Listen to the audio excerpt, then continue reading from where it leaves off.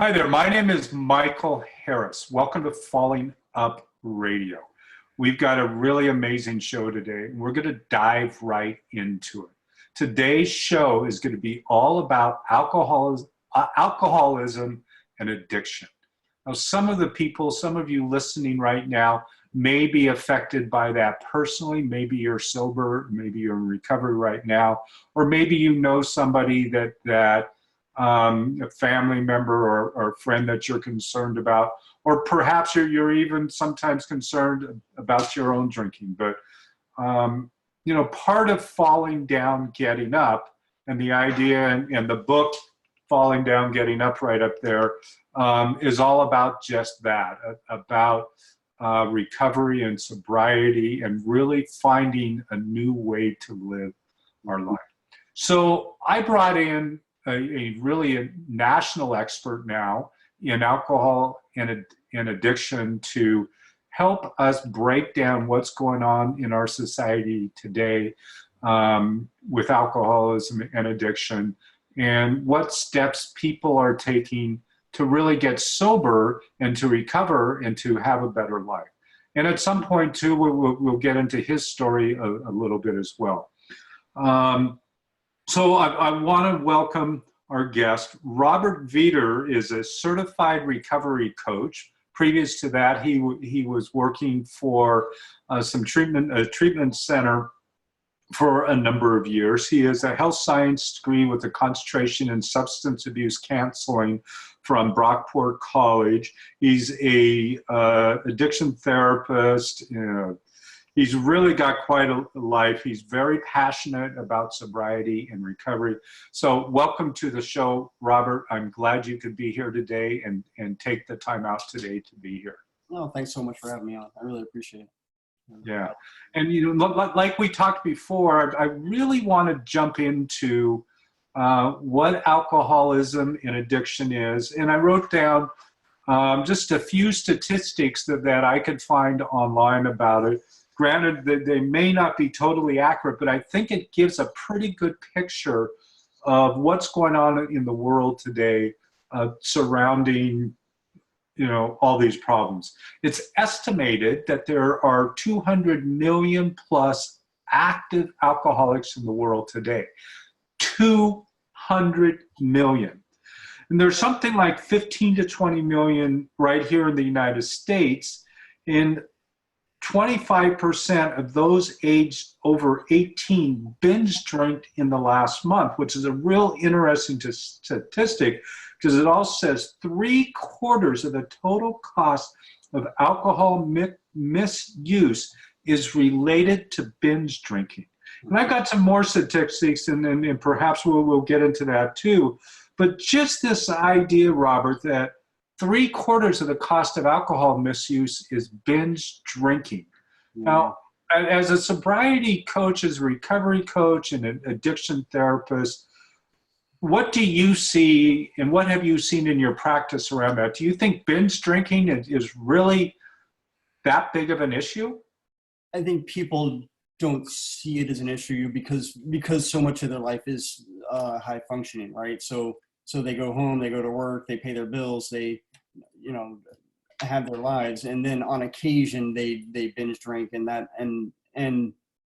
so they see that as a chemical vacation, and so that's not really a problem because nobody got hurt during that episode, so I think it would be probably an untapped problem. We don't really consider that a problem because we're not talking about physical dependence, right? Yeah. And then, do you think that binge drinking is more common in, say, college students, or do you think it's common just throughout society?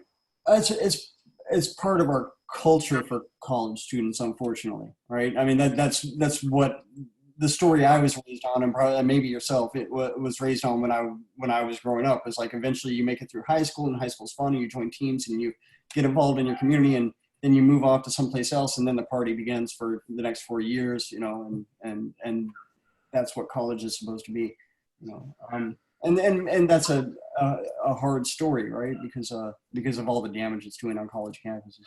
Yeah. And then, at some point, I mean, I didn't go to a college campus. I did some community college, but I know lots of people that went to college that maybe drank and partied all the time, and you know, not just the weekends, but every day or whatever. But they got out of college, they got a job, and it was kind of over. They kind of mature out of it, right? Yeah. Now, Yeah. in alcoholism, it seems like once you go down that road, you're going to have a problem. But for some reason, people don't.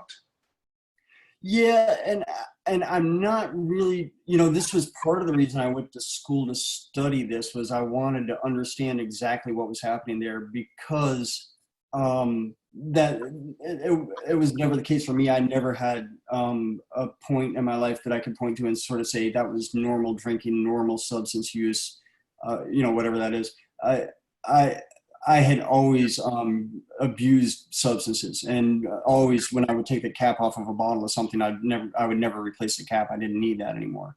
Mm-hmm. So I didn't understand why friends that I partied with when I was younger could do that, could, you know, go to college, party with me the way I did, and then just stop, you know.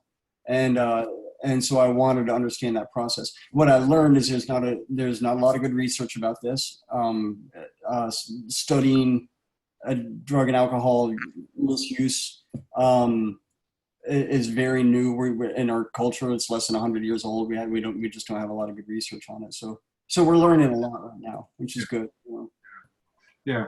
So would you say though that the majority of the individuals that you worked with that came into treatment or that you work with one-on-one have been binge drinkers or just steady drinkers? Or, I mean...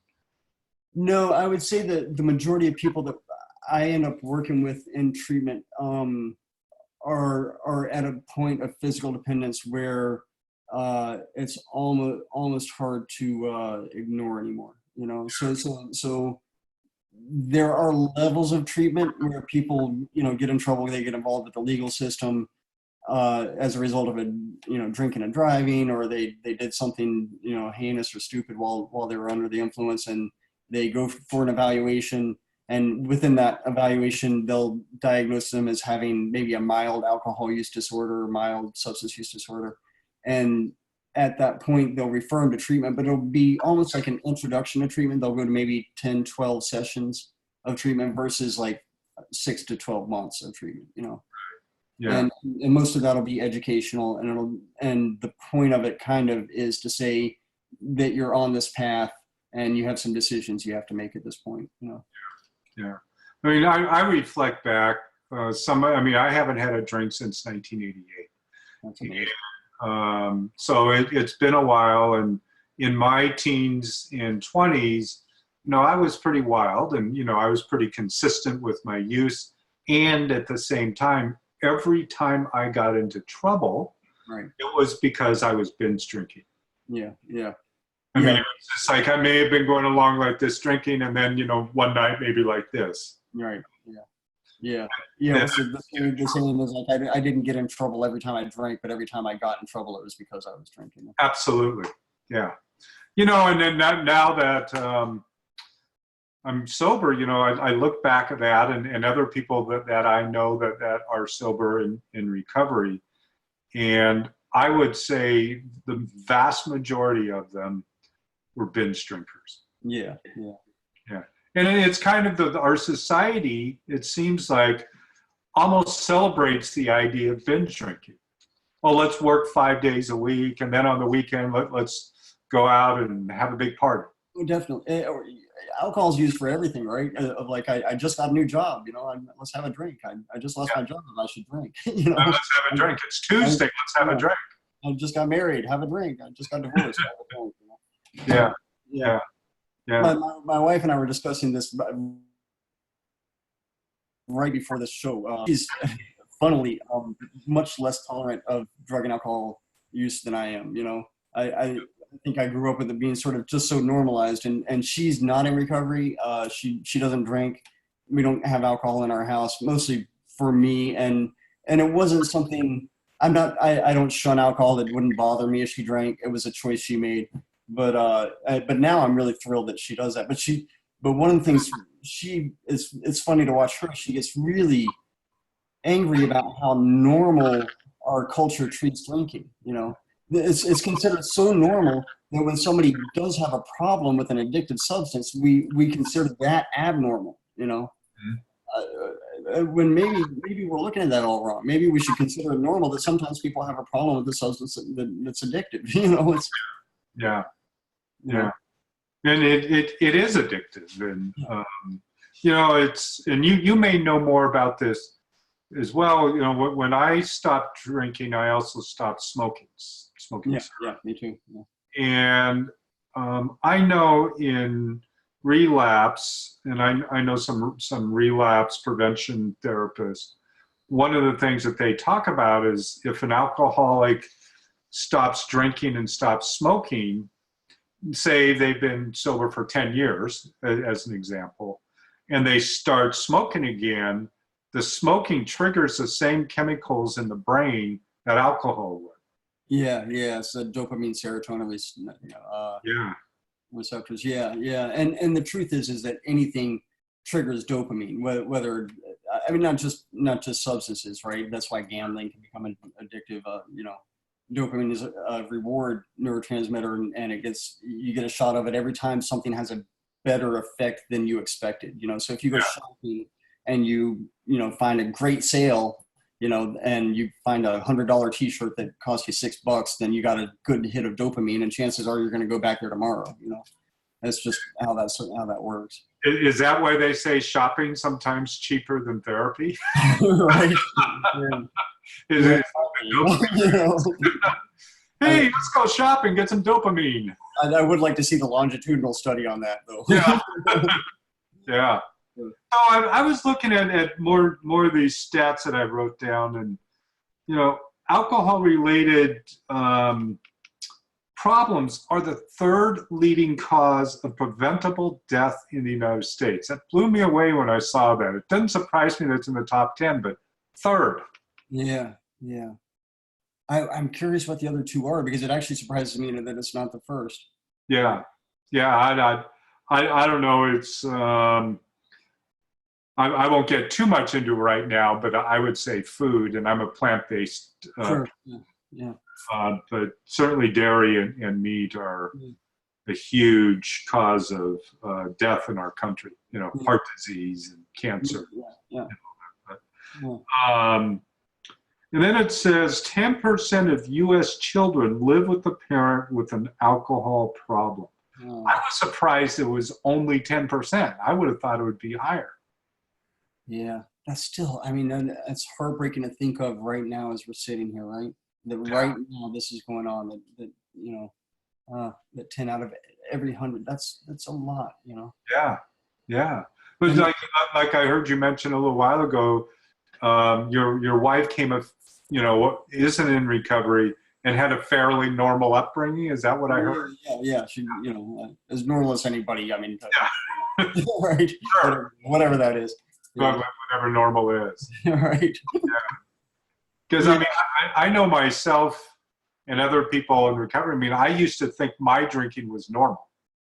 Yeah. But it wasn't.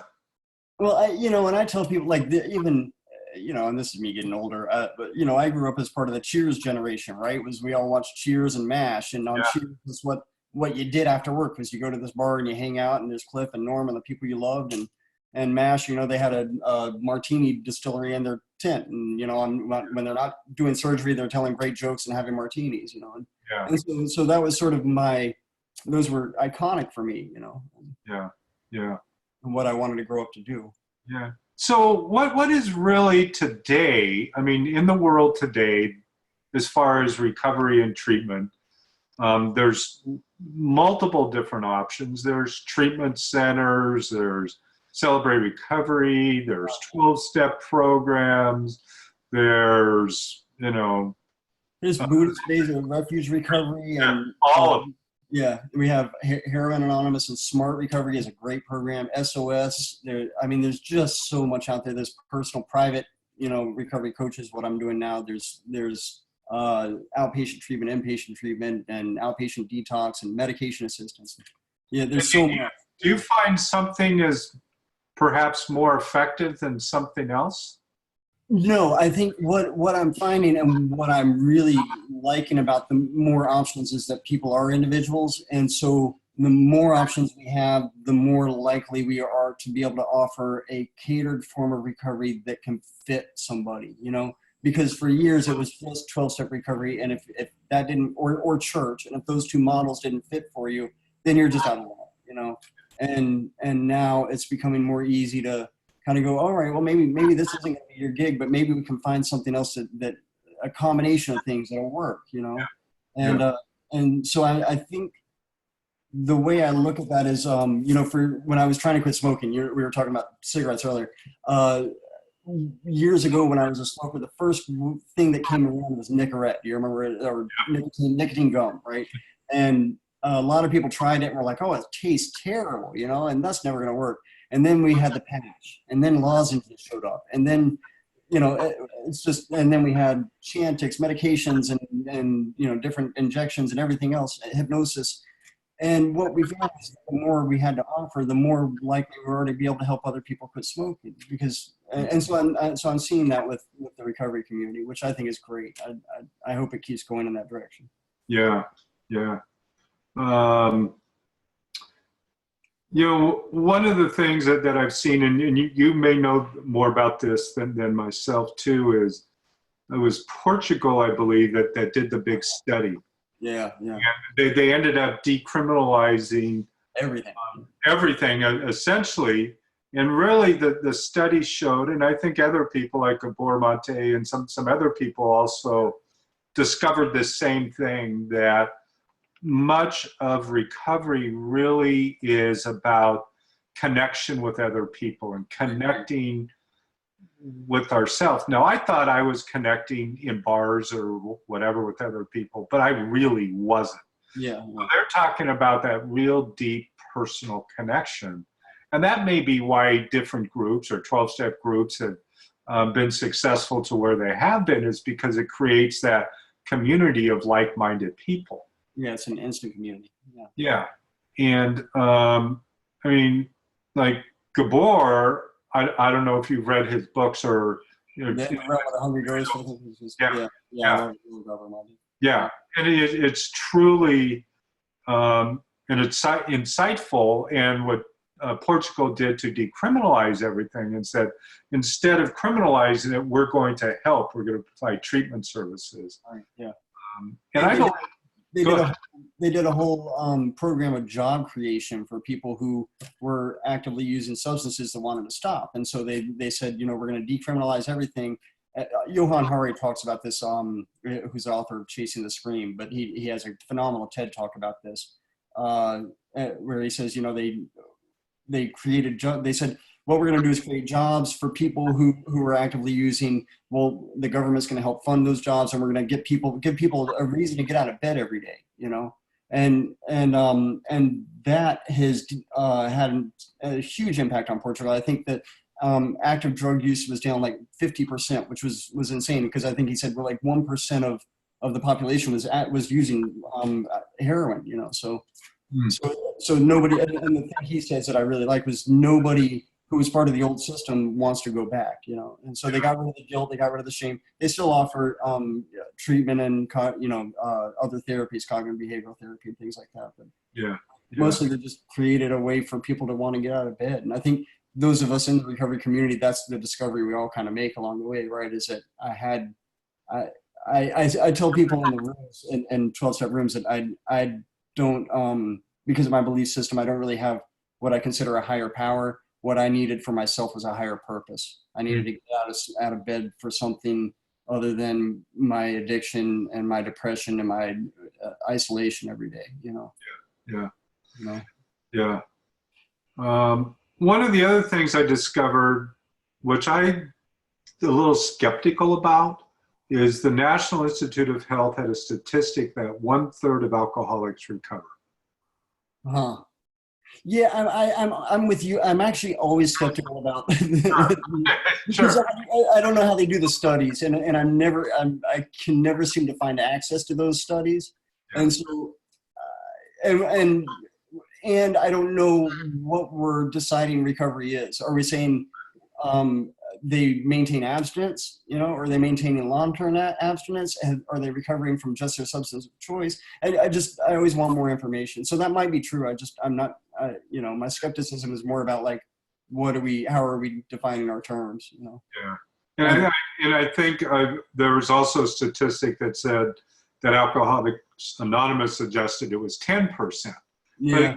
But again, I don't know. Who's doing those studies? It'd have to be self-report, right? And and again, who are you interviewing for this study? Nobody's ever come up to me after a meeting and said, "Hey, can you come be part of this study?" So, Yeah.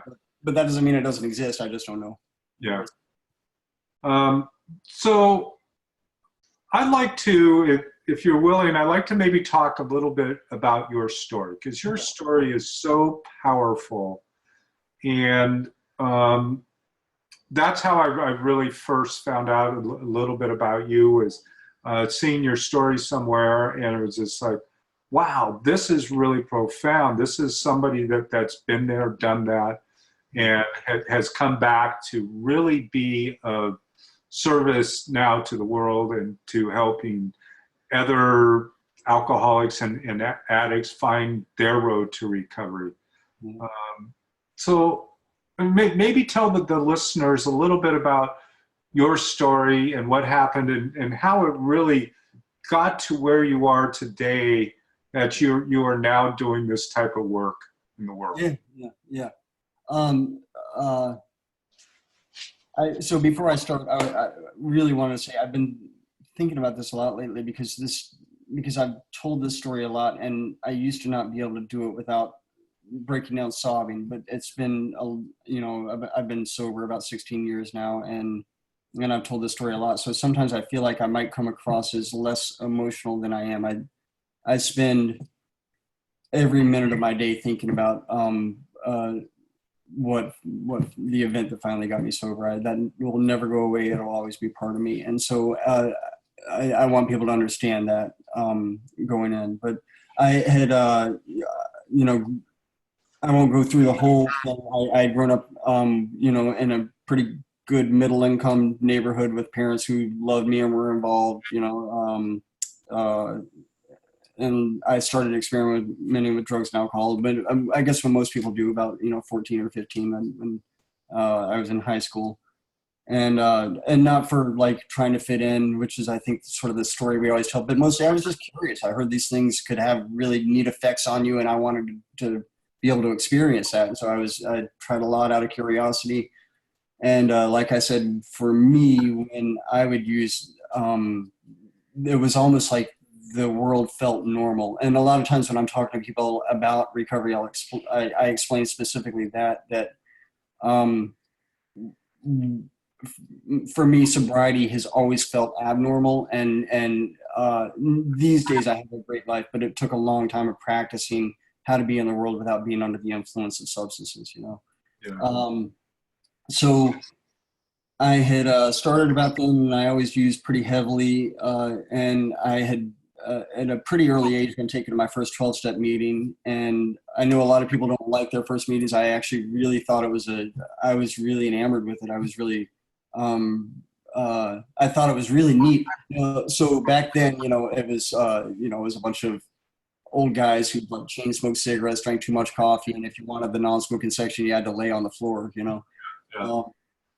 But they were like, this was down south. These were like old farmers and truck drivers and, just rough men. And they were talking about like their feelings, and so that was pretty neat. And I thought, well, I'm going to try and do this. And I went to probably 2 more meetings. And after that, I just sort of dropped out. I was young and I didn't really have a lot of good reasons for staying involved in this program. And I went in and out for years. I tried geographic cures. I had at one point ended up homeless for a while. Things just kept getting worse, which is sort of the trajectory that untreated substance use disorders do, right? That's one of the reasons we define it as a disease, is that we know if it's left untreated, it follows a predictable path, and mine was. I had started doing what we sort of call maturing out in my 20s, which was that I had stopped being willing to try new substances, and I came up with sort of rules about my substance use. So I would only take hallucinogens at the changing of the seasons or things like this, just stupid, whatever rules that I never adhered to. I just made them up for myself. And Well, let me ask you right here. sure. When did you know that you had a problem? Did you always have a problem, or did like one day when you were 20 years old or whatever age you said, I may have a problem? I had met, you know, I had wrecked a car when I was, I think, 18 or 19. I'm not sure how old I was, and a friend of my parents who was in a 12-step community had asked to speak to me, and I still remember the guy. He was a great guy, but he was very old school, So I met with him in this office, and he goes, "Do you think you might have a problem with alcohol?" And I remember being like, I was so young, and I was like, "Well, not no," and he's like, "Well, do you think putting a car in a ditch at 40 miles an hour is normal behavior?" And and he was the one that took me to my first meeting. And when they shared in that room, I recognized myself, even though they were, 20, 30, 40 years older. They talked about what alcohol use disorders looked like and ways to recognize it in yourself. And I sort of fit their criteria back then, which was things like if a full liquor cabinet gives you kind of a nice warm feeling of security, then that you might have a problem. Yeah. So I was starting to see myself in that. And I also knew that I would always drink until it was all gone. There was never, so I guess I had always kind of known, and I was trying to figure out ways of making it work in the world, which was, so I worked a lot. I was a hard worker. I showed up at jobs, and I had a good work ethic that devolved over time. But for the most part, I thought I did. And so in my 20s, I started to mature out. I got in a relationship with a woman, and we were together for about 9 years. And then we got into an argument one night, and she left. And I think, and I never did get closure on why she left. It wasn't like there wasn't anything violent going on there. I think she was just tired of me and my drinking, and she wanted her own life, And so a friend of mine calls this his buy-in moment. He says like, there's a moment in our disease where you just kind of, you hang everything else up and you go, well, now I don't have any excuses. And working clinically, I've watched this where like we do a social intervention that we think would have an impact on them, and they'd want to stop, right? So a woman with a child, CPS gets called, they come in, they say, we're going to take your child away unless you get into a program and sober up. They take her child away. And what we think would happen is somebody would go like, oh, I'll stop drinking, I'll stop using drugs, I care about my child more, and they do. So I don't want that misunderstood. But what happens is now we've introduced trauma, we've given them isolation, we've given them all the excuses in the world to use, and they go off the chain, And so that was exactly what happened with me, was all of a sudden I was alone, and I didn't have any reasons to stay sober anymore at all. Yeah. And things got really bad for quite a while, and I tried a bunch of things. I tried moving again I tried finding a different girlfriend. I tried, all kinds of stuff, and nothing worked. And I'll fast forward a little bit. What finally ended up getting me sober was on November 1st of 2003. It was the day after Halloween. So, Halloween, is if you have alcoholism, Halloween is sort of where everybody else acts like you for a night, Yeah.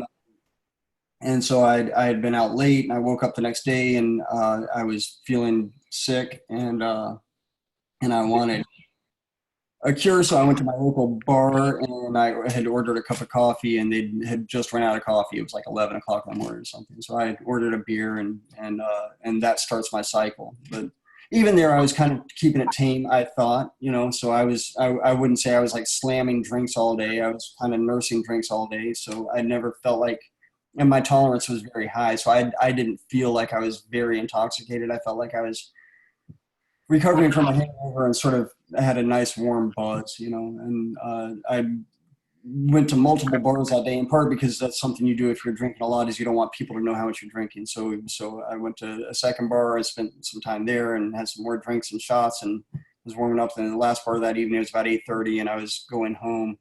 And I decided I was just tired and I just wanted to go home, which is about 3 miles from where I was.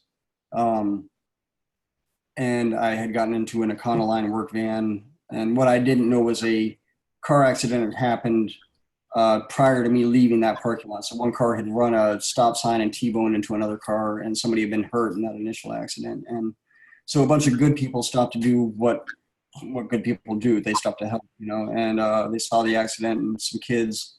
I'm not completely sure about the sequence of the story because I never read the discovery, but this is my understanding. Is some kids stopped and they had tried to help by pulling this guy out of the car, and a nurse and her husband had 2 of their kids in the backseat of their car, were coming back from maybe a football game, and had seen this and stopped and got out and said, "Don't move this man," until 911 shows up. And so a series of people had stopped in the highway, and 911 had been contacted. And unfortunately, I came over the hill before anybody else. And so there was a crowd of people in the middle of the road. I was driving a van. I couldn't stop. And I tried, going into the oncoming lane. There was no traffic coming that way. There were cars parked along my lane because of the people that had stopped. And maybe that was the worst thing I could have done. I don't know. But I ended up slamming on the brakes at the last second, and I didn't know what had happened. I was thrown out of my seat. The airbags had gone off. I didn't have a seatbelt on, of course, right? And so when I got out of the car, there were people screaming. There were bodies, on the road, and I wanted to help, but I didn't know what to do, and I didn't know what had happened exactly. I just didn't know. I didn't understand, and so I went to somebody and sort of stupidly started screaming, "You've just been in an accident," and he died that night. So I went over, sat next to the side of the road, and I just started rocking. The police came along and they asked me to take a breathalyzer, which I refused because there's something drunk people tell each other in bars is don't ever take a breathalyzer, which didn't matter. They threw me in the back of the car and took me down to a local ATC center, treatment center, and said, "We have a warrant for your blood here. If you can give it to us willingly, or we'll strap you down at the table and take it." And so I, of course, gave it to him. And about that time, my system sort of started going into shock. I started losing the ability to talk. I started developing a bunch of series of twitches, and they took me to local county jail and put me on suicide watch. I couldn't even today tell you for how long. I don't know if, I think it was days.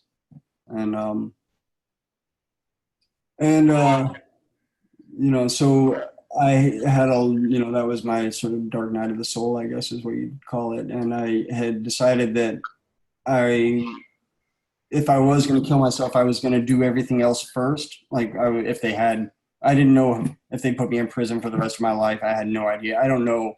On the way out of the treatment center, they had said, I had heard on the TV in the background that an alleged drunk driver had struck and killed 6 people.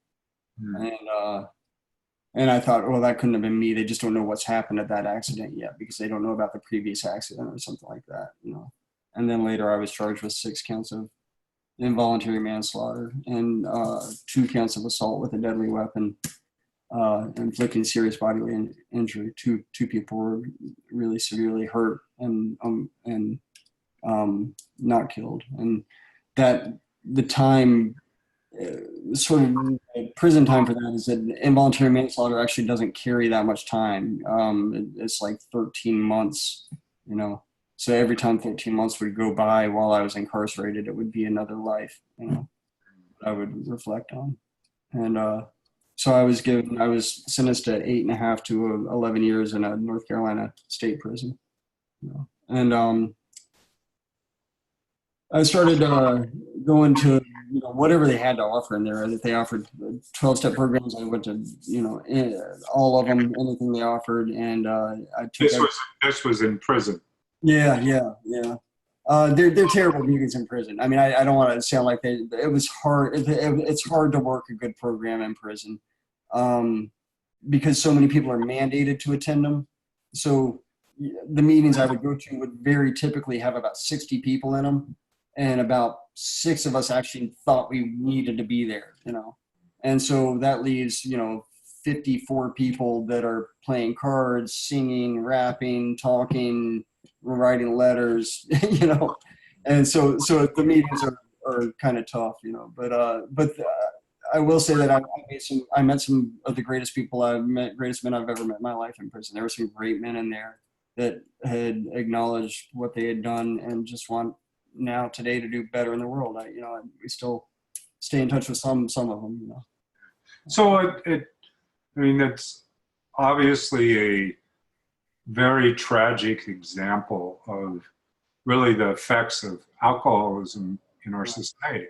Yeah. You know, there's commercials on TV and don't let friends, you know, drive drunk and, you know, all that kind of stuff. And I've stopped people from drinking now that I'm sober. When before I was that, I didn't stop anybody. Nobody could stop me either. Right. Yeah. But at what point did you decide, was it in prison or was it after prison? At what point did you decide that you were going to become an addiction therapist and, you know, help other people and perhaps stop other similar tragedies and deaths from happening as a result of somebody else's drinking? I mean, where did that epiphany come? I think I had hoped to in prison. So they offered classes in prison. You could take classes. It's not like what people think where you can just go to prison and say, like, I think I'll do a master's in social work or something like that. You know, they offered, I could get associate's degrees in horticulture or culinary arts.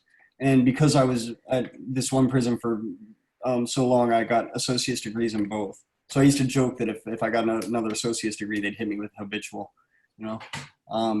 Yeah. So after that, I was pretty sure that the only places that would hire me, I thought, well, I could do something in culinary. You can have a felony background and still get a job. So I did an apprenticeship in the kitchen for a while, for years, thinking that I would probably do something with the culinary arts. I was hoping to go back to school. I had met my now wife many years before I got out, but there was nothing romantic at that point. And she was finishing. She's a periodontist, so she was finishing a postdoctoral residency. While I was locked up, I was finally moved to minimum custody, and she started traveling to see me every weekend. That's a much longer story. But because of her education, she started saying, you know, this is something you can do. This is possible. You can go to school. And I didn't know that would be a possibility. You know, I just didn't know. And the more I looked at it, the more I was very involved in recovery and really passionate about it. And I also noticed that when I would share, people would listen to me, you know, maybe because of my background, maybe because of my recovery, hopefully because of my recovery. And I wanted, like I said earlier, I just wanted good science. I wanted to understand addiction. I really did, you know. I still do. I'm still always kind of learning about that because I think there's some really fascinating things about the brain that with addiction, you know, that tells us a lot about human behavior, you know. So I just had really hoped to do that. So right after I got out, I was I'm smiling because I was released to Charleston, South Carolina. My wife was in her last semester of her postdoctoral residency, and I was going to a community college there.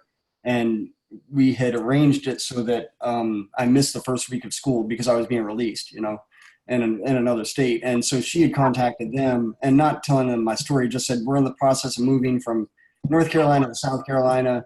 I'm going to miss the first few days of classes. Is there anything I should know? And we never got a response. And so when I showed up at my first day of class, the very first class I was at, they came to me and they said, there's a quiz today about last week's class. And so I failed it miserably, you know? And then my second class I went to, I'd been locked up for, you know, quite a while. And the teacher said, so you're going to submit all of your homework through D2L and that'll be on Dropbox. Right. And I went home and I just burst into tears and told my wife, oh, there's no way I could do this. You know, what's a D2L? What's a Dropbox? I have no idea. I didn't know anything anybody was saying. I didn't know how to use a computer. I didn't know how to use my phone, you know. And it turned out it was almost like what we were talking about before with connection. It was the best thing I could have done, not only for my recovery, but for getting out, right? It forced me into structure. It forced me um, into having to learn how computers work very quickly, you know, so that I could do my homework.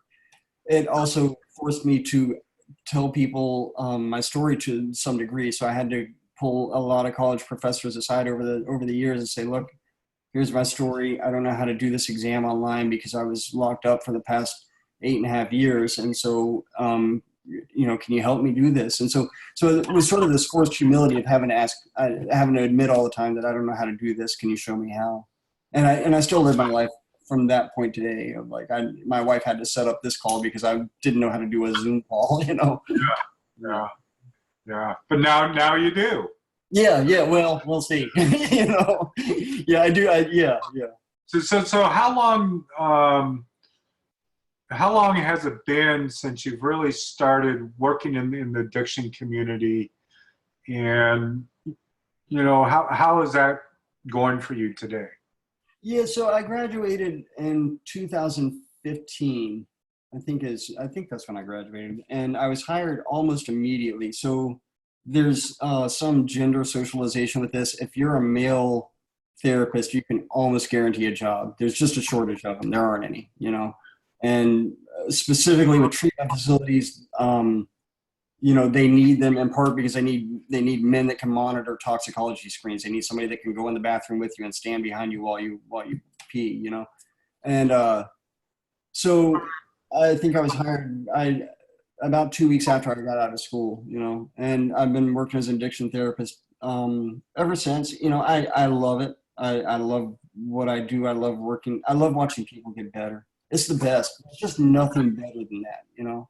Yeah, and you know there's spiritual principles and non-spiritual principles that suggest that when we help somebody else, we're kind of getting out of ourselves, so to speak.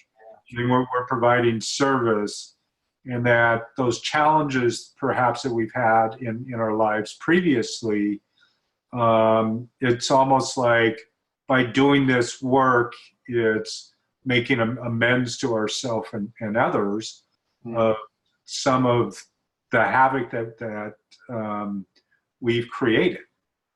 There is no amends I'm ever gonna make that's gonna make better what I had done. I mean, it's just not, you know. I mean, you know, I have a 6-year-old daughter now, and I'm of course madly in love with her, you know, and I watch her open presents on her birthday, and she doesn't know my whole story. She knows I was incarcerated. She's too young to know why, you know. But I watch her joy in her life, and I'm always overflowing myself with how amazing that is, and how I took that from I don't know how many people, you know. I mean, right, you know, from their parents, from people that love them, from wives and husbands and uncles and grandparents and friends, and you know, I mean, how many people? Some I can't even count, you know. So nothing I do is ever going to make that better. But one thing I do offer other people, you know, I had a couple of things. One was that when I was in active use, I remember thinking, like, someday I'm going to get off this couch, right? Someday I'm going to stop doing all this, and I'm going to get off this couch, and I'm going to go out in the world, and I'm going to live a life, you know. And now I always have that. I feel like I mean, I'm living a great life. I'm busy all the time, you know. And it's a great problem to have, you know. And when I meet people early in recovery and I hear their stories, and they're always devastating, you know. I always think when I'm confronting their guilt and shame, like, think how much your story is going to help somebody else. Yeah. If nothing else can be hope, know that no matter how bad you've been through your use or your addiction, or that it's going to help countless other people, you know. And so it's just Yeah. Well, I commend you for the work you're doing today in really choosing recovery, because it could have gone the other way too, and um, not recovered. Right. Yeah. You've had an opportunity to recover and to help other people do the same thing too. So like as a certified recovery coach now, really helping people that choose to is to get sober and have a better life. Yeah. Yeah. So, And what an honor they offer us when we're allowed to help, right? yeah, yeah. So we're getting towards the end of our show, and again, like we started out the beginning of the show, you out there that are listening, you might be listening on Apple or Stitcher. You may be actually watching this on YouTube or on the website. But if you're listening, and you think that you need some help, I mean, certainly get some help. Pick up the phone. There's national hotlines on the website here. There's a phone number there that you can call 24 hours a day in case you need help. Or if there's friends or family that need help, look at what you can do to take care of yourself.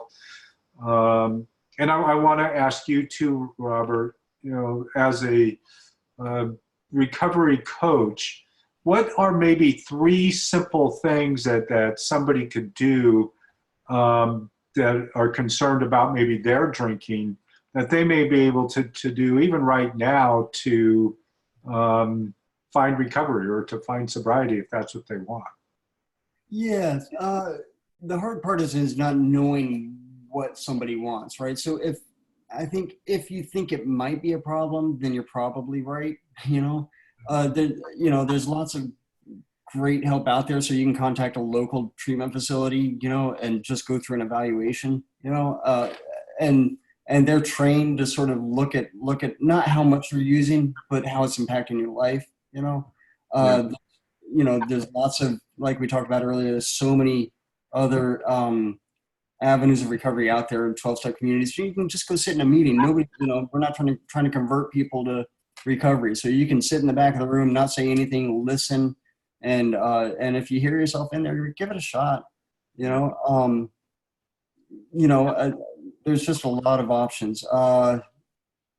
I'm trying to think of a good third one. I don't know. Do you have any good ideas for a third thing? Well, I mean, one of the things that I've heard it said too is, maybe try not to drink for 30 days. Yeah. See what happens, and see whether you can go 30 days. And I know some people have said, I can go 30 days, and 3 days later they're drinking again.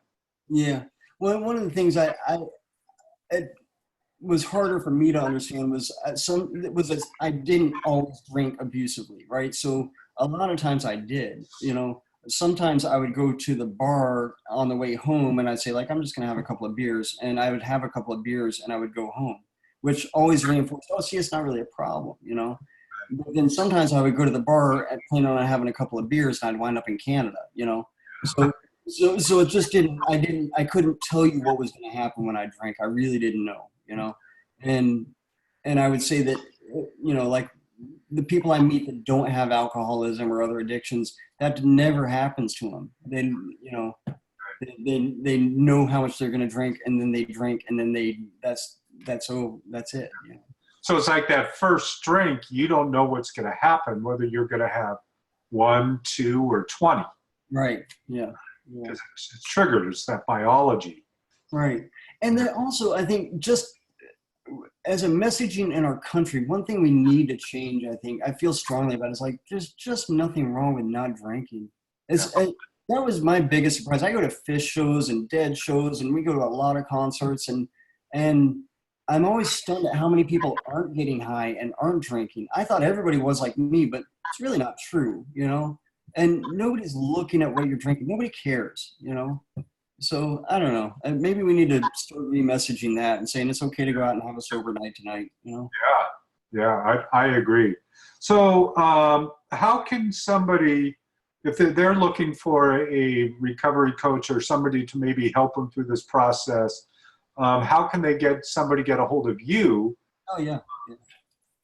So you can email me. My email address is easy. It's abetterhigh@gmail.com. Can I share my phone number here? Is that okay? Or is that... Whatever you want. And I also want to add, if you're listening to this, and go to the website, the fallingupradio.com website, and look at Robert's page. And on there too, we will have his contact information there. So if you want to contact him directly that way, you can do that too. But Robert, go ahead and give any information. Yeah, you can call or text me at 585-285-0739, or I have a blog. I'm a writer as well, but I'm not very good at keeping it updated, so I apologize. But it's the Prison Sketches, and that's I forget what the blog site is. But yeah, if you look up the Prison Sketches and Robert Veeder, you'll find it, I'm sure. So. Sure. I'm really glad you were here today, Robert. And I mean, your story is so compelling. And again, I really commend you for finding your place and finding your service in recovery. And, after something so tragically happened.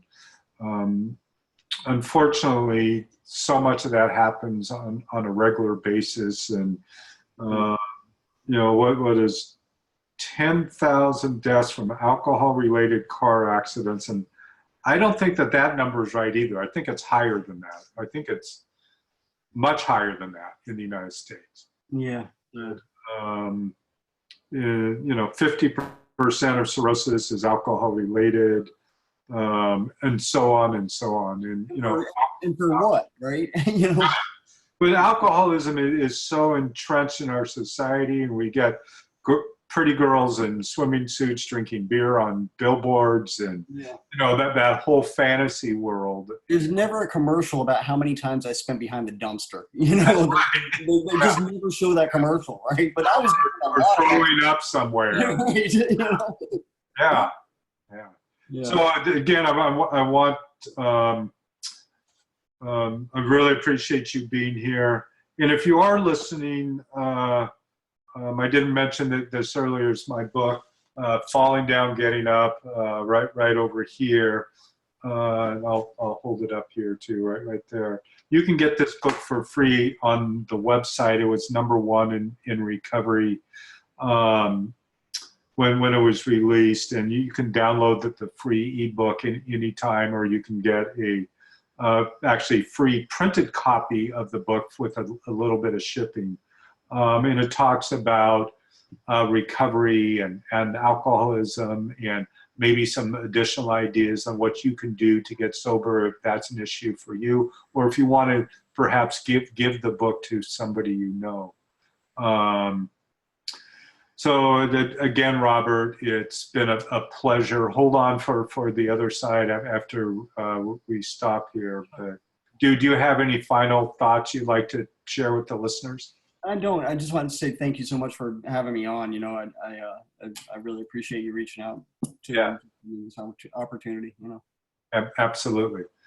So again, if you're listening, if you need some help, look at the website. There's some phone numbers there. Maybe find a local treatment center or 12-step meeting, and you'd be surprised about how good of a life you can really have once we start to get sober and we've recovered. So again, have an incredible day. Thank you again, Robert. And share this. If everybody else that's listening, share this with anybody that you want. Give it to your friends, family. Post it on social media, whatever. Anything that we can do. And I'm speaking a little bit for Robert, but anything that we can do to help somebody else recover and be sober is kind of a good thing. So absolutely. Yeah. Thank you so much. Yeah. Thank you, Robert.